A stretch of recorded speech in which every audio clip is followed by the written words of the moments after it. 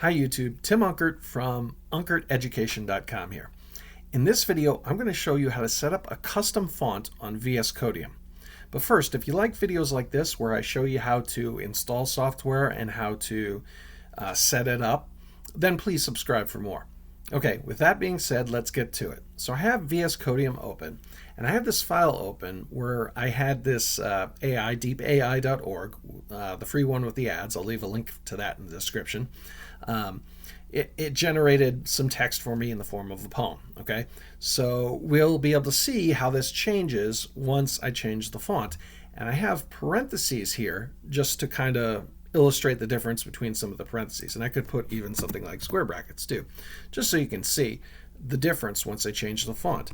So to change the font, we're going to do Control comma to bring up my settings. And we see autosave and then font size, and right below that we have font family here.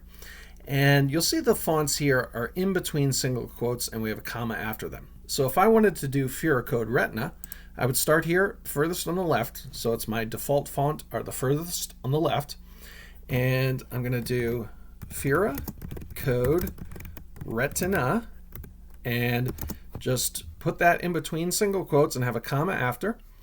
And now if I go back to my font, we see that the parentheses and the bracket and the font has changed.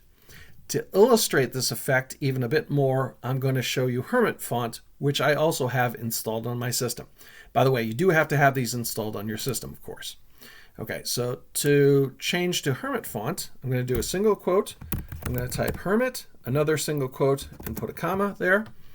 And now if we go back, we see that the parentheses and the square brackets have changed even more, as well as the rest of the font.